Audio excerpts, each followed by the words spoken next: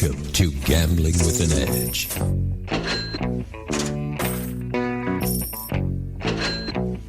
And now, here are Bob and Richard. Good afternoon. Welcome to Gambling with an Edge. My name is Bob Dancer. And I'm Richard Munchkin. Our guest today is a player who plays all over the world and goes by the handle Vagabond. Vagabond, welcome to Gambling with an Edge. Thank you very much. You were on here recently, and we didn't get through all of your notes. And there's some really interesting things in here, which we haven't discussed yet. So you're back. Before you were a full-time AP, you were a computer programmer. And you used that to do an offbeat sort of AP in coupon work. How did that work? Yeah, actually, I just wanted to say this story sort of reminds me of Pudding Guy. And for listeners who don't know who Pudding Guy is, you can Google that, and he has a Wikipedia page. But so anyway, yeah, go ahead. Well, while I was working for the National Security Agency, I had a few part-time jobs on the side, and one of them was, one of my interests was extreme couponing. I saw the TV show, so I got interested in, coupon clipping, and quickly realized that, it's a lot of manual labor just to save a few cents. And so I looked more into digital coupons, like the one-time use with the printed, UPC code. And I found a promotion with Lowe's, which is the home improvement store. Yes. So it was a 10% coupon on up to $10,000 purchase that anybody can use just off the street. And contractors would love to use these coupons in the store because they'd get 10% rebate off of the retail price at least. And even my own mother, she was begging me for a coupon when she was buying a new refrigerator, and it's like, oh, sure. I was handing them out like candy. But I had found that's no way to make money for you. Well, I quickly got into selling the coupons on eBay, and then over time, I realized that the real money could be made instead of dealing with a bunch of eBay customers. I was wholesaling to the other eBay sellers because I could get them for much cheaper and faster. And so my cost per coupon was 1/7 of a cent, which was the price I paid for the CAPTCHA solvers. So everything was automated, but it required a unique email address and fill out a form. And I would near the end of it, I would just sell them in bulk for a quarter each. And this went on for 25 cents. 25 cents. And they're worth $1,000 to a contractor. Up to $1,000. And contractors generally there's a contractor's rate. If you are a contractor in the city of a Lowe's, you already get some percent off. I mean, veterans get 10% off. So there's a number. I think that's what the contractors get anyway. So the contractors actually is probably not worth anything. Yeah. Yep.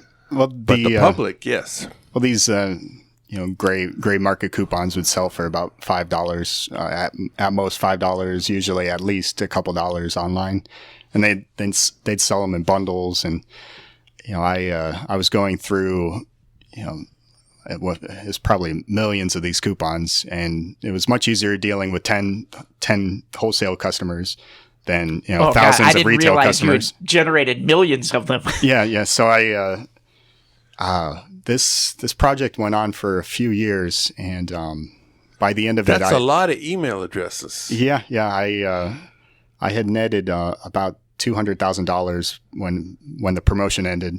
So I was selling a ton of coupons, and just every Monday I'd send out these PDF files, and it was a lot of fun while it lasted. But nothing lasts forever, and it just dawned on me that this is very similar to working a casino's marketing department. Is just another company's marketing department. I'm sure they hated me, but well, surely you did more than just Lowe's.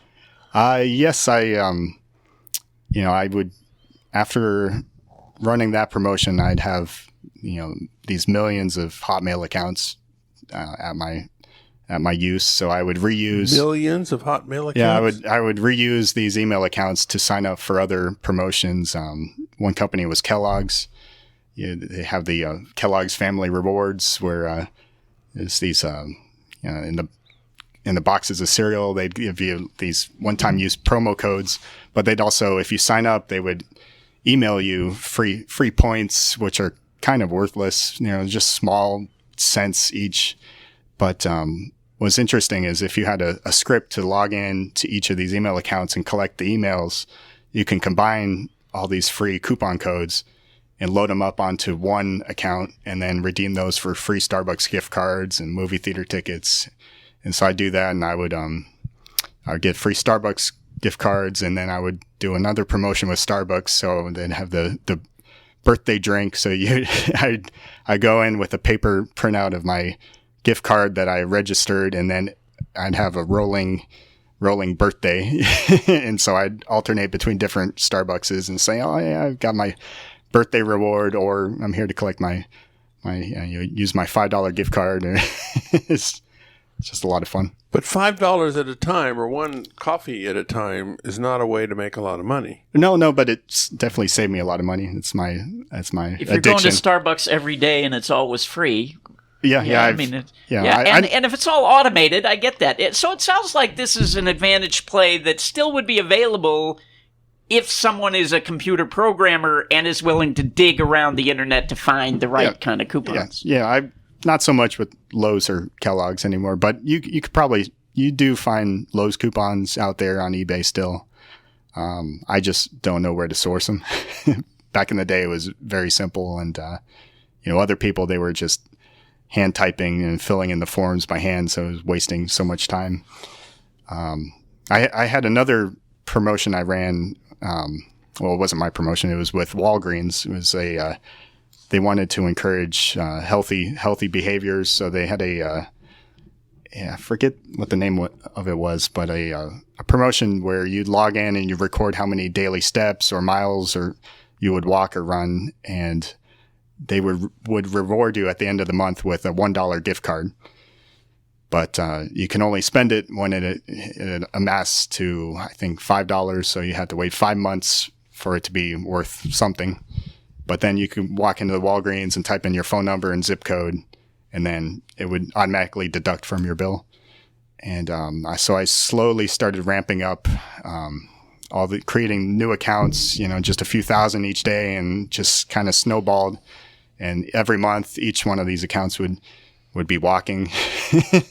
And then after... But different random numbers of steps and miles. They weren't all the same. Yeah, they would maximize the benefit. But by the end of after a year and a half, I had about, I think, I had accrued about just over $1 million in Walgreens points, but they were in $25 increments. So I'd have to go in and, I could... You couldn't wholesale those? No, eventually they caught on, and they canceled all the accounts. So many Walgreens stores in your area. Right. But I had to plan on, maybe making routes and buying the 5-hour energy drinks and maybe wholesaling those, because those are pretty valuable. But it's thankfully it never got to that level, and I found better uses of my time. But it was fun. It was really fun at the end. He was in Senegal looking for where's the local Walgreens. That's it. Now, there's a lot of your AP play could benefit from being a good computer programmer. Do you ever apply your computer programming to gaming applications? Well, I wouldn't say I'm a good computer programmer. I can figure it out. This was pretty simple as using iMacros and some JavaScript. Before that, I programmed in Visual Basic and just very. If there's a task that needs to be done, I can figure it out, but it may take me 3 times as long as somebody should. So it's something I may get into down the road, but for the time being, I have friends I work with, and I trust their numbers, and it saves me a lot of free time. One of our other guests a couple of years ago was playing in Colombia, and he said they would have to hire armed security guards to take him from casinos to his hotel. Do you have any, fears for your life security-wise in your travel? No, not at all. I think a lot of it is probably in your head. I mean, you obviously have to be safe, anywhere you go with, carrying cash and being seen in a casino betting a lot of money, especially when it's many multiples of what the locals make, monthly. But I've been traveling for over 20 years. I've spent many, many years overseas, and I've never encountered any life-threatening issues. Never been mugged. The worst thing that's happened to me was I had a cell phone stolen.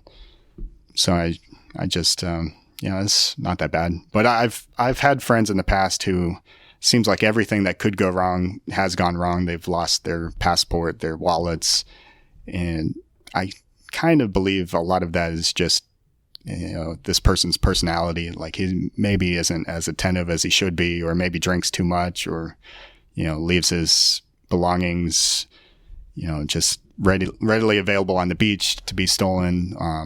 When I leave a casino after winning a lot of money, I try to zigzag my patterns and make sure nobody's following me, but it's never happened before.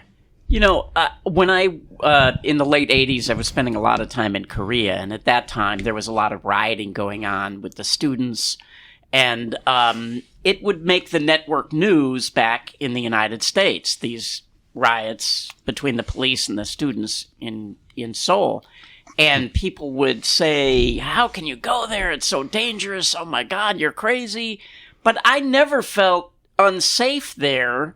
And I just think that people, especially people who don't travel, they're just afraid of what they don't know. Mm-hmm. And many foreign places I feel far safer walking the city than I do in cities in the United States. Mm-hmm. I mean, a big part of that is because they don't have guns, Right. But yeah, I find most foreign places to be safer than the U.S. Yeah, I was just recently in Tijuana, right next to the caravan, all the Hondurans. The caravan, yeah. And it's funny on the news you see a certain perspective, and I didn't dare tell my family until I returned because they're watching Fox News and seeing all the violence, and I thought they'd have a heart attack if they because I was taking an Uber down the street and talking to the taxi driver, asking him about the caravan people, and he said, "Oh yeah, they're all over here," and just pointed to the right. And I was, I thought my father especially would have a heart attack if he was watching the news and saw me in the background. It's like, what were you doing in Mexico? Especially that part. But right, and then you get arrested as a terrorist for talking to the caravan people. Yeah, well, whenever there's protests going on, you just don't want to be part of it, and just stay far away from that because you don't want to get wrapped up in whatever's it's not our issue anyway. So, all right, thank you, Vagabond. We appreciate your additional insights. Thank you very much. The Vagabond episode did not cover the full hour, obviously, so it's time for Richard and I to go into our mailbox. There was one online article from the New Jersey Online Gambling about a game called Ocean Magic, which was a windfall for players for about a week. Richard, what do you know about this? Well, as the article states, an enterprising player signed up for an online casino in New Jersey, and they have this Ocean Magic machine. This is a machine that a lot of the players are playing here in Las Vegas and other venues, in live casinos. And it's one of those machines that has more than one state. So in this particular machine, there's some wild symbols that come up, and after they've come up, they can stay on the machine for a while, for another spin or two or three or whatever. And, so depending on how many wild symbols there are and where they're placed, you can have an edge, and if a tourist or somebody walks away from the machine and leaves it in the state. And this player found that the machines, when you signed up for an online casino, had this state on the first spin that you had. And for any denomination. Yes, for any denomination. And the denominations went all the way up to $3,000 a spin. Oh, sweet. And then he found that it wasn't just one casino, it was all 13 online casinos. And so apparently he brought in a number of other players, and they played it and won over $1 million. And now, the age-old story, how do casinos cheat? Do casinos cheat? No. They just refuse to pay you when they lose. And no surprise that Borgata is one of the ones that they're having trouble with, since I think they were emboldened over the Phil Ivey ruling. And so now I think as of now they've received most of the money. Everyone seems to agree they did absolutely nothing wrong. They did nothing illegal. But, the casinos are slow paying. So I would think eventually they will get all the money out, but I'm sure they're looking around for every possible weaselly thing they can do to try to avoid paying all of it. But, good on him for finding an opportunity. I mean, bad on him for not knowing my phone number. I could have gone to New Jersey. Right. So, yeah, no, it was a good play, and hope they get all the money. Do you know any people involved? Would they likely be coming on the air and brag about it a little bit? Oh, I doubt it. I actually do know the player who found it and had heard about this story before it hit the news. And, and I had asked him about coming on the show in the past, and he was someone who had declined. And the only reason I think he went to the media over this was I'm guessing that he felt like this would put some pressure on the casinos. Remember, this is not an online casino that can get away with just stiffing players. This is New Jersey, where there's a gaming commission, and the gaming commission should be doing something about this. So, and I think this is a strategy that is underemployed. In the past, I've often thought that getting the media involved in some of these stories might help. An example of this is this law in Louisiana, where they passed a law that said that they're not allowed to bar card counters in Louisiana, and the Louisiana casinos are just flouting the law. So what do you do about this? And there has been a little bit of media attention, but my thought would be to get more media attention would be something that would be a good thing for, to put pressure on the casinos down there.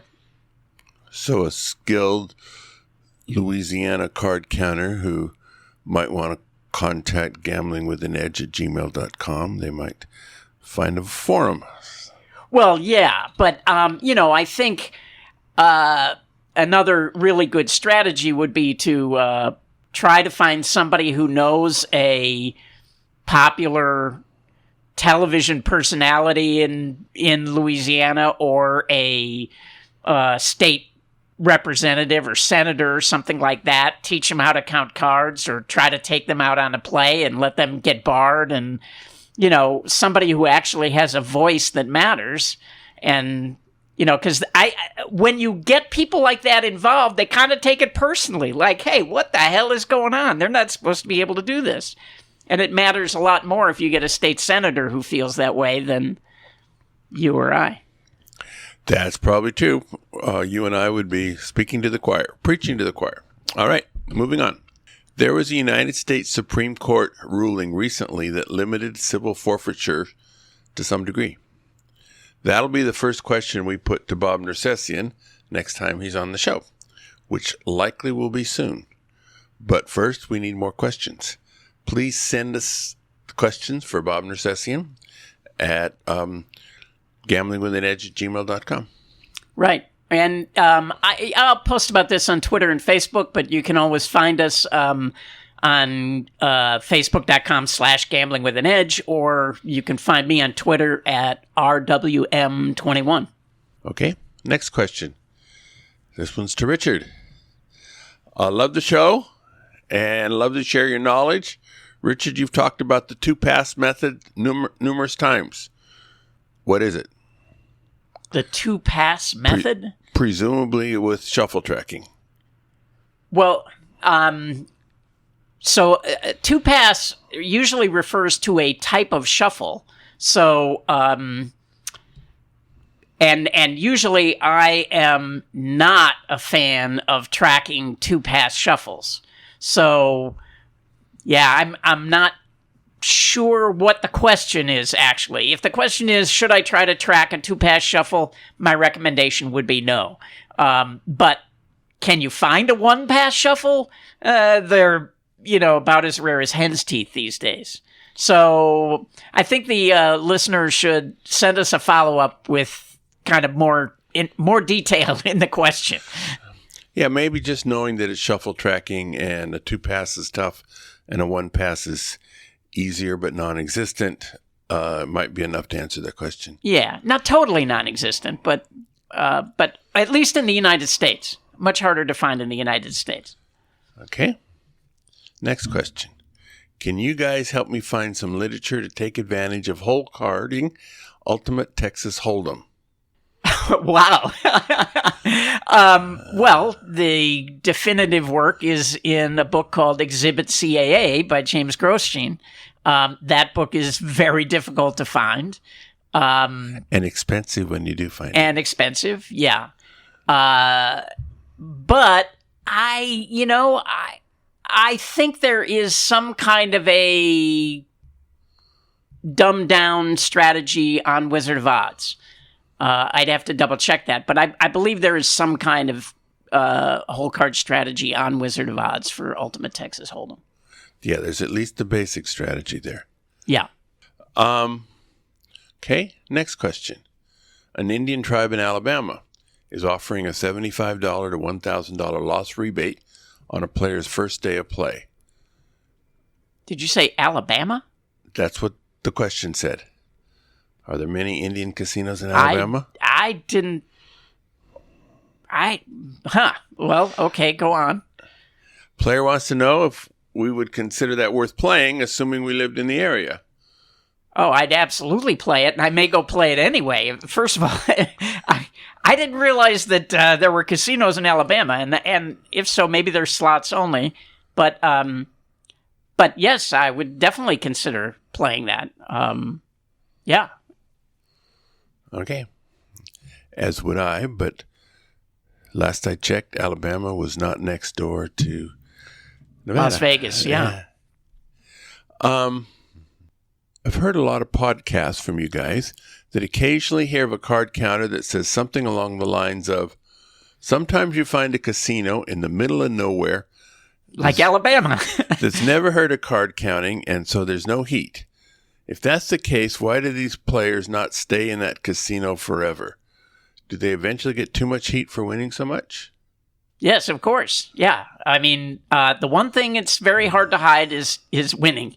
So eventually, yes, there's no heat in the beginning, but everybody has a threshold, a pain tolerance, and eventually you're going to cross it. So they realize, boy, this guy's been here for 3 weeks and he's up hundreds of thousands of dollars or whatever the number is. And yeah, eventually they figure it out. They call somebody or something and they realize, oh, well, I guess we have to bar this guy. And that's any casino game. Yeah, that's not just card counting. That is, as Bob just said, that could be any casino game. Yeah, if you keep showing them that you can do it, they will take counteractions. Sometimes they'll figure out what you're doing, and sometimes they won't, but they will get rid of you. Yeah.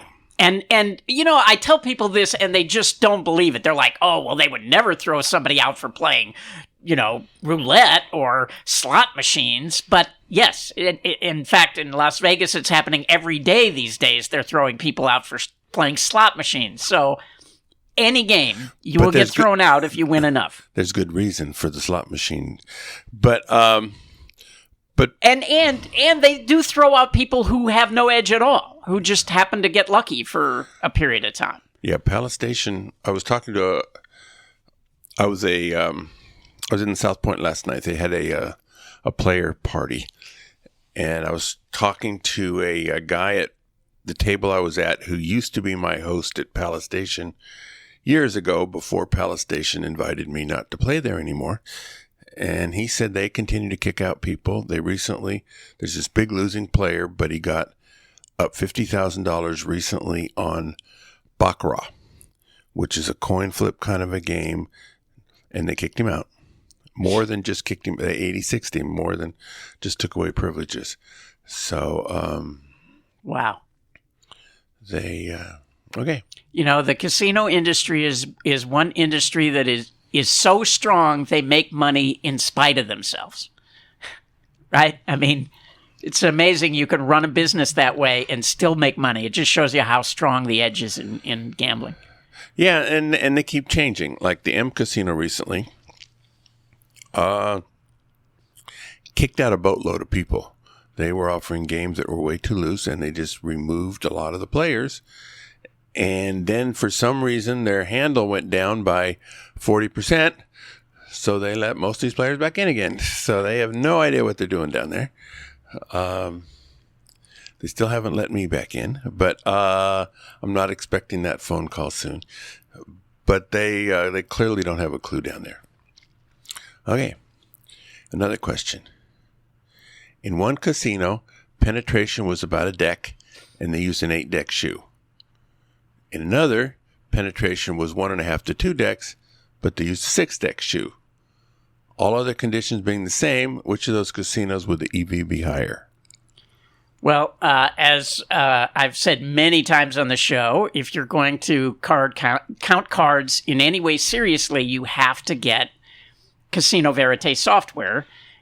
This is a question that you can plug into that software, and it'll answer it very quickly and tell you exactly which one is better. Off the top of my head, I would suspect that the 8-deck game Cut 1 is much better than the 6-deck game Cut 2. 6-deck Cut 1.5, I don't know. I'm not sure. But yeah, if you want to know, just get that software and plug it in. It'll tell you. And it depends on how big your spread is and all kinds of things. Yeah, but I'm assuming the same spread for both games. Okay. Oh, I want to point out one other thing. Yes. The other factor is, so the three important factors are penetration, the size of your bet spread, and the mistake that a lot of players make is they think the rules are really important. The rules are less important to penetration, the size of your bet spread, and the game speed.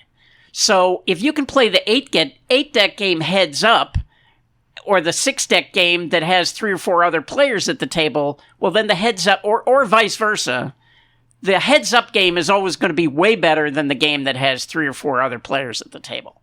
So that's the other thing you really need to take into consideration. It's a player who's found there's going to be 2 days coming up where one of the casinos near him pays 2 for 1 for natural suited blackjacks. Is that worth a special trip? 2 for 1? You mean 2-2-1? Yes, I said that wrong. Thank you. 2 to 1 for natural suited blackjacks. Since Richard gets to answer most of the blackjack questions, I'm going to preempt him this time. Ha ha ha. Great. A double back jack returns 2.27% more than 3 to 2 blackjacks, and 1 in 4 blackjacks are suited. So this adds about 0.57 to whatever the base game was, which you'll have to calculate for yourself. Right, but assuming it's a 6-deck game with hit 17, the game is now basically about break even off the top.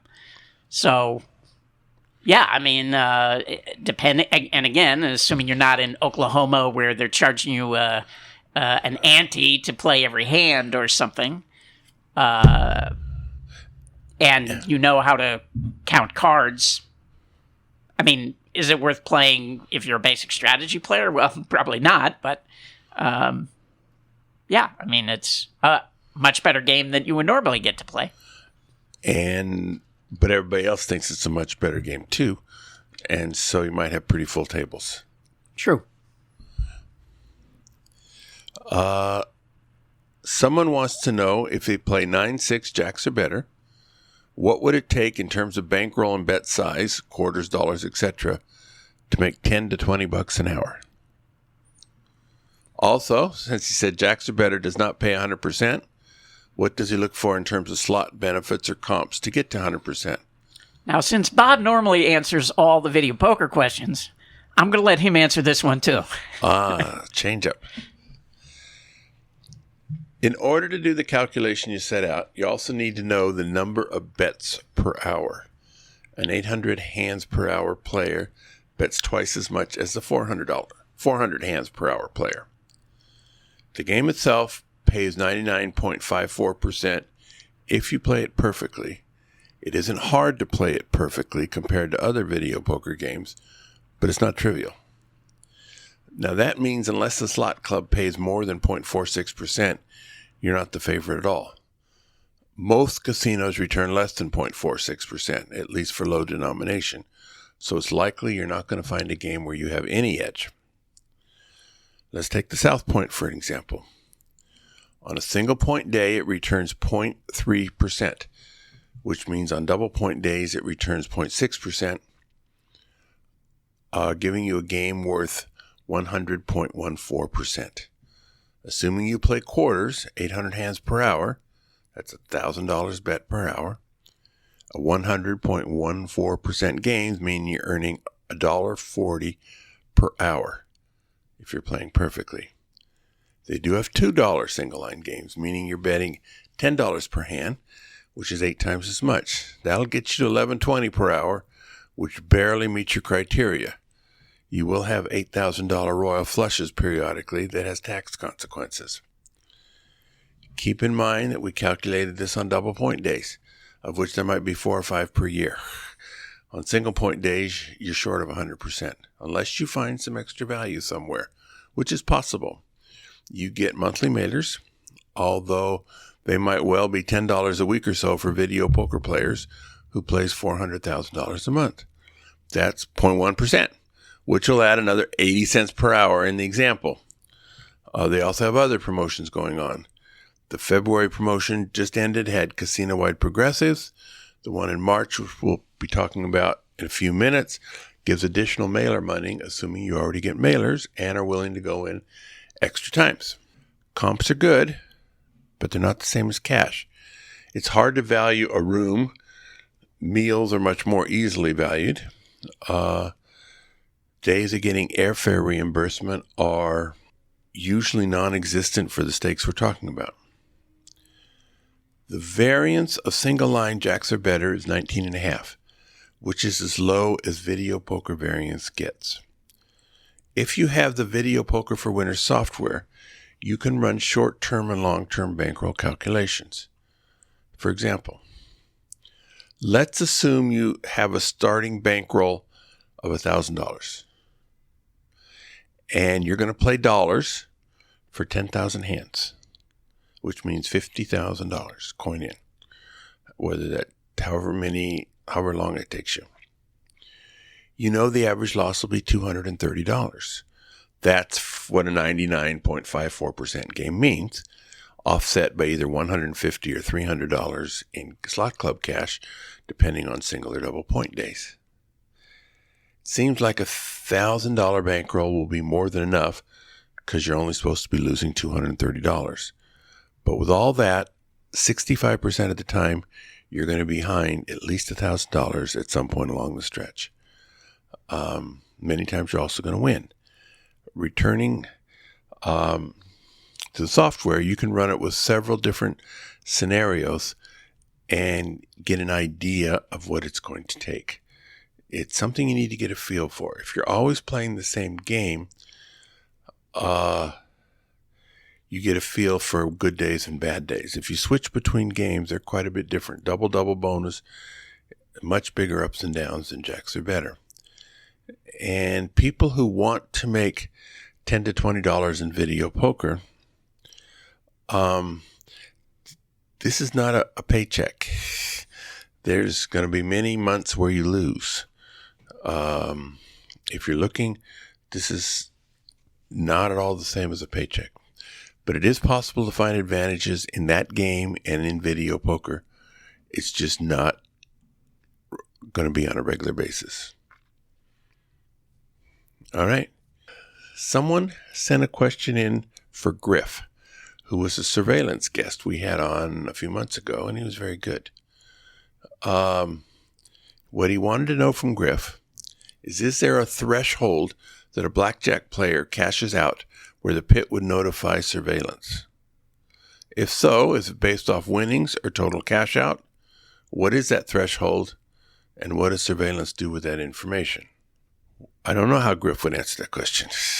The one thing I would say is yes, there is a threshold where the pit is going to call surveillance. So, but every casino is going to have a different number. There's also a threshold where the shift manager has to be notified.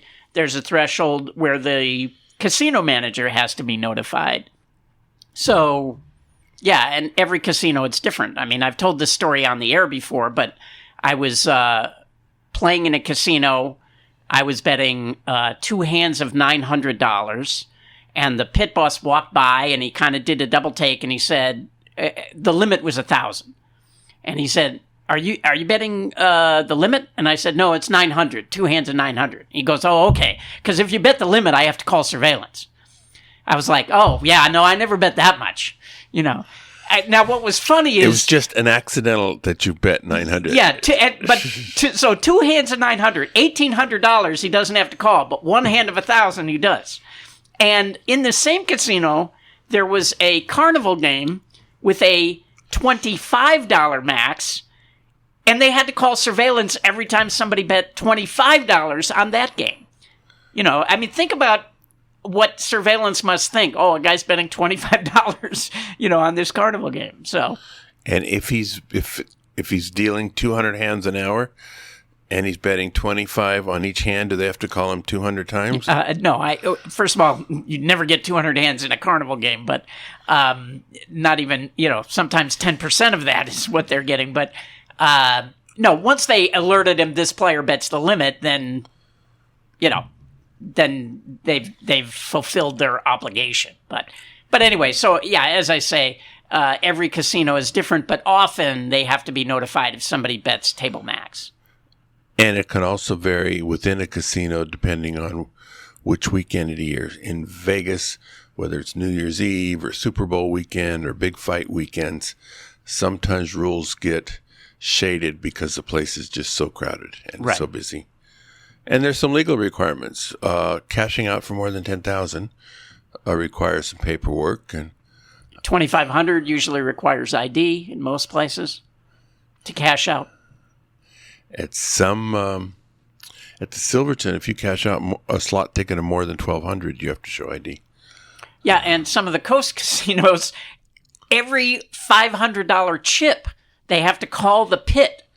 You have to tell them what game you were playing and what pit, and they have to call the pit for one $500 chip. A lot of fun. Yeah. Okay. Someone else wrote in.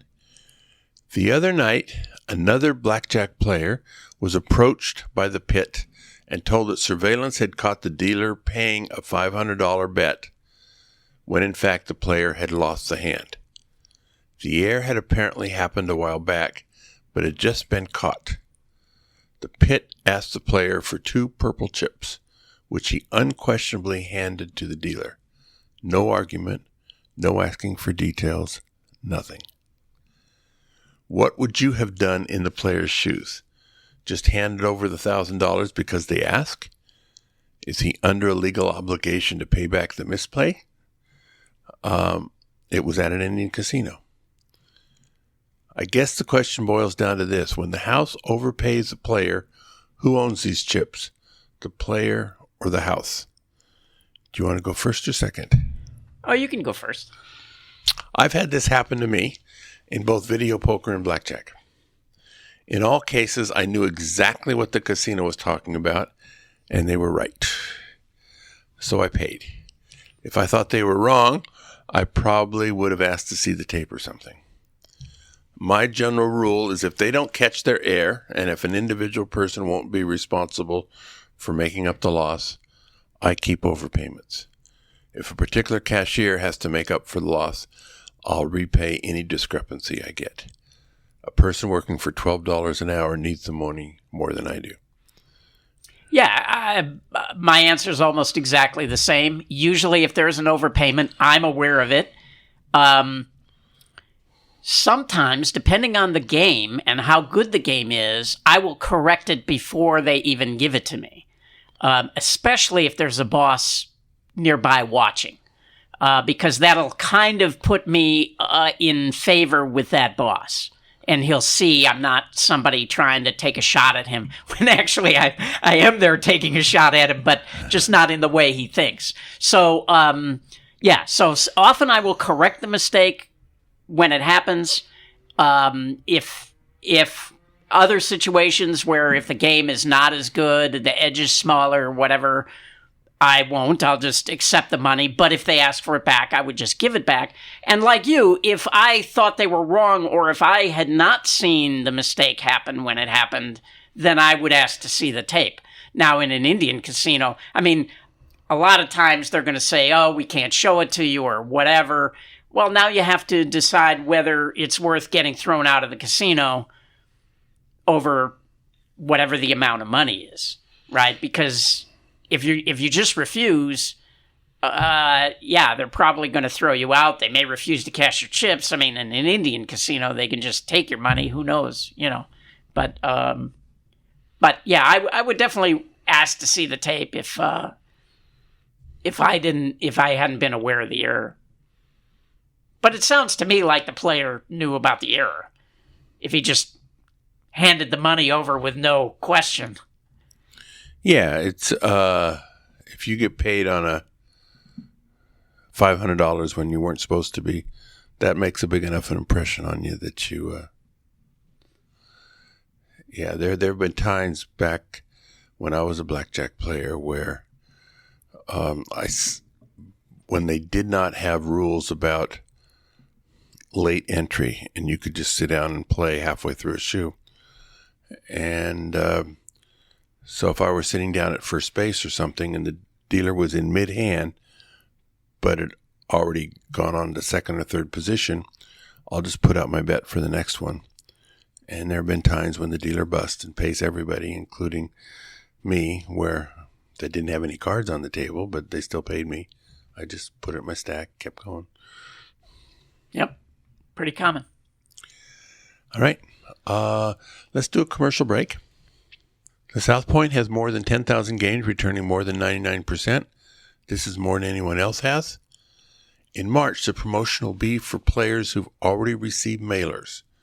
Instead of getting your usual amount of free play 4 times, Tuesdays through Thursdays, you pick up free play Monday, Tuesday, and Wednesday, and if you do, you get an identical amount Friday or Saturday of the same week. Pick up all 8 free play offerings, and you'll get another one twice as big on Monday, April 1st. No fooling. At videopoker.com, it's the best place to play lots of games. If you sign up for the gold membership, $8.95 a month or $79.95 a year, this allows you to get corrections on most of the games. The game of the week is Peek and Play Poker. This is a 7 coins per line game where you get to see the first card off the pack of 47. How you get to 47 is those 52 cards in a deck, and you're dealt 5, and there's 47 left. You must take that card, assuming you don't hold all 5 original ones. Let's say you're dealt ace, king, queen, jack of spades, and a red 4. In normal video poker, you hold all 4 spades, say a prayer, and hope for royal. Here, you just hold the ace because you know another ace is coming first, and the new ace will be paired up by the first ace in the deck, and hope for the best. You'll have to work out the strategy on your own. This is one of the games constructed in the era where they did not create games that paid more than 99%. That era has ended, but some of these games are still out there. So it's a rare promotion that this will be your best choice of games. All right. Another question on, this one's on video poker. Kind of a long question. I'm sure this question has been asked in some form before, but from a casino's perspective, if they're not going to make the availability of good or loose poker games a selling point, such as the South Point does,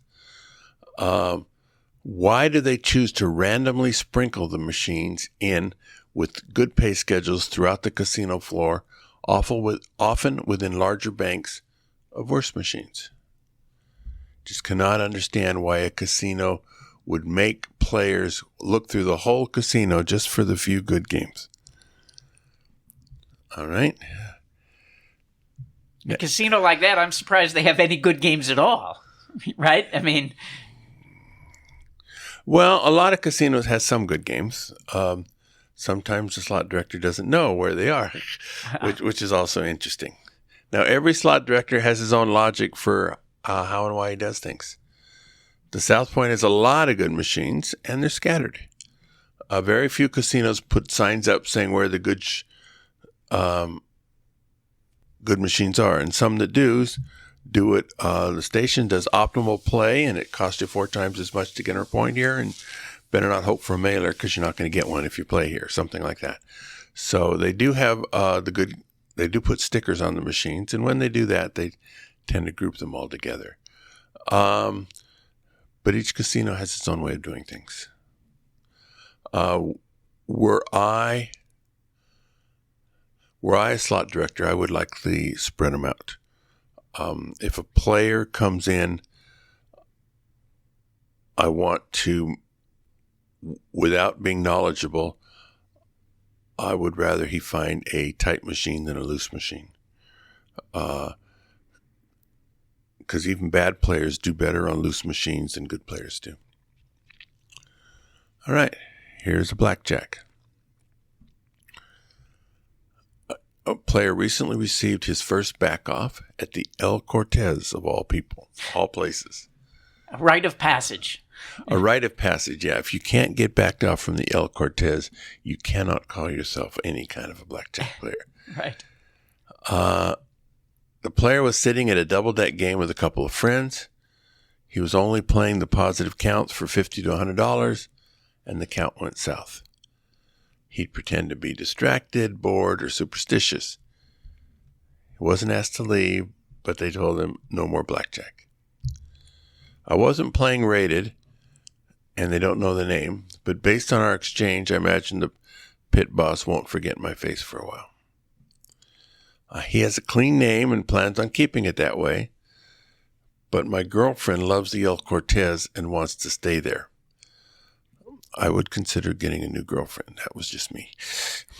Now, the player says he's going in a couple weeks. Is it a bad idea to book a room under my name? Other than absolutely, what else would you say, Richard? I would say if she really wants to stay there, book it under her name. Just, don't put it under your name, put it under her name.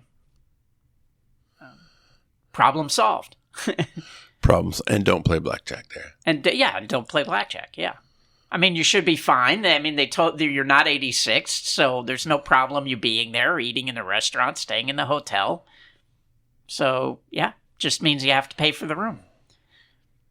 Or, if you know how to play video poker, your girlfriend could get a card and you could play some video poker and maybe get it comped. Could be. And it just shows you, people think they have these wonderful acts, I'm acting distracted. I'm pretending to be drunk. I'll sit out these hands. That stuff is not going to buy you much, You're just going to get backed off. We got an email for Richard wanting to know if he was playing a blackjack tournament at the El Dorado in Reno. Now, this was at the time when he was out of the town playing a secret game. Now, I did not think the game was in Reno, but I can't know for sure. Richard, were you playing a blackjack tournament recently at the El Dorado in Reno? No, sorry, it wasn't me. Some other handsome dude, huh? Yeah, some other incredibly good-looking guy with a great voice. But no, actually, at the time, I was on a plane at the time that that was taking place. And normally I do not play tournaments because, well, you have to give them your name. And the kind of people who play in tournaments might recognize my voice and say something that would not be good for me if the people running the tournament heard it. So, yeah, I really don't play tournaments. Well, he said the big tip-off was you were slamming Red Bull and vodka. I'm going... There you go. I'm a scotch drinker, so... Okay. A player says he finds himself making holding errors in video poker due to sticky buttons. He wants to know if when I encounter this and you run into a speed versus accuracy trade-off, any tips on dealing with sticky buttons?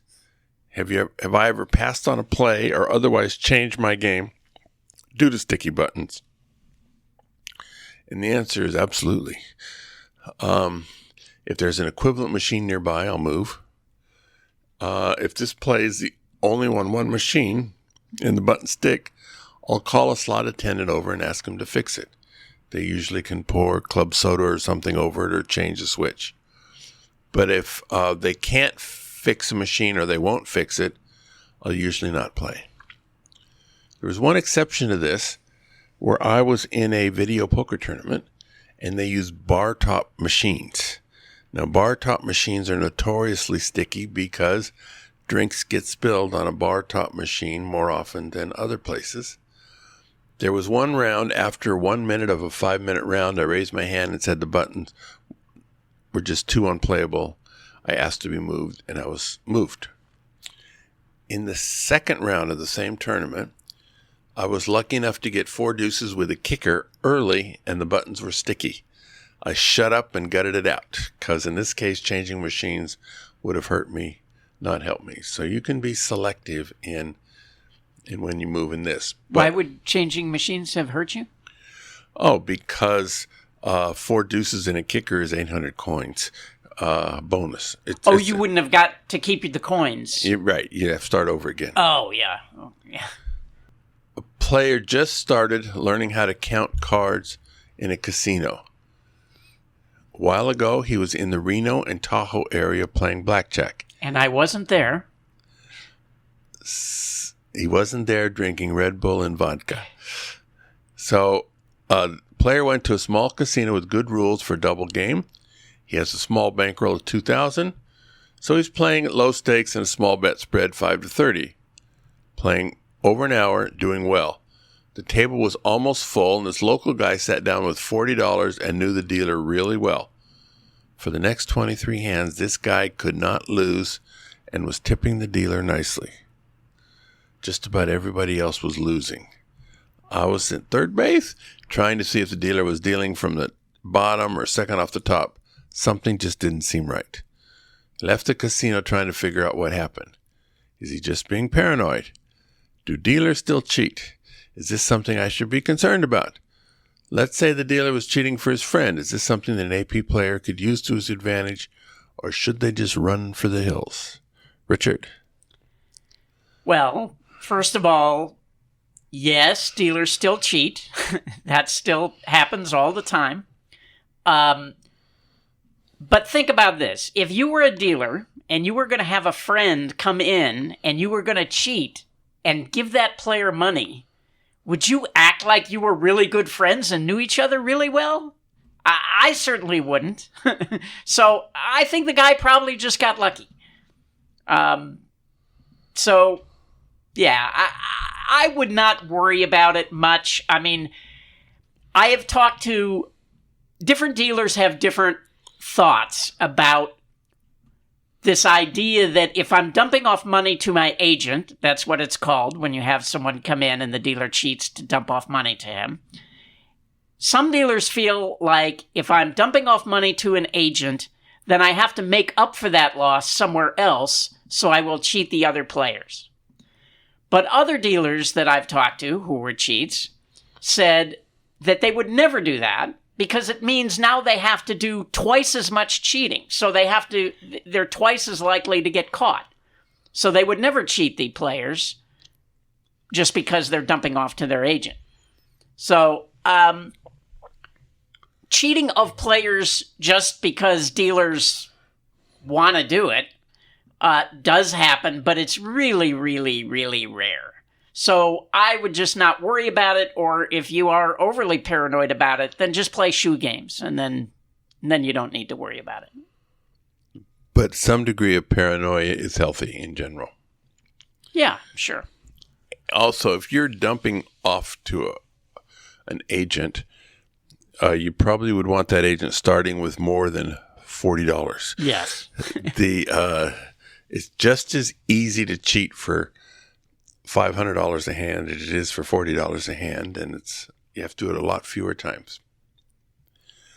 Last question, which means that you guys got to send in more questions, because next time we do this show, we're going to need to do some more. And so somebody wanted to know if we had any thoughts of putting out a CD of the greatest gambling songs. Maybe the gambling community could vote on this. And my comment is, this is not a project I wish to undertake. There are sites, Wizard of Vegas is one of them, where listing the best gambling songs would probably make for an active thread. Maybe somebody would undertake a project to make such a CD or even a DVD. It's not going to be me. It's going to be you, Richard. No, I know nothing about gambling songs, and you got to know when to hold them and yeah, know when I've to heard fold that one. But yeah, and we could have a discussion sometime about gambling movies, but gambling songs I know nothing about. And most of the movies, when you see these discussions about gambling movies, most of the movies people talk about are not gambling movies in my book. Like Casino, to me, is not a gambling movie. It's a Vegas movie, but not a gambling movie. So, But Rounders is a gambling movie. Hangover is a Vegas movie. And Cincinnati Kid. So that's a gambling movie. There you go. But yeah, so I just watched, actually, just apropos of nothing, I did just watch Mississippi Grind on Netflix. Have you seen that? No. Okay, well, it's a gambling movie.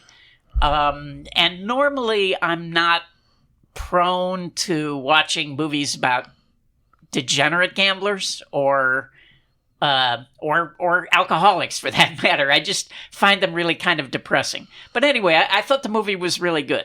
And it's very much in the vein of California Split, if you've ever seen that movie, which is a gambling movie. Doesn't sound like a Vegas movie. No, they go to Reno, but yeah.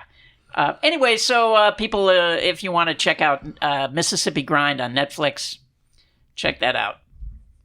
Very good. Thank you, Richard. And the early part of the show, thank you, Vagabond.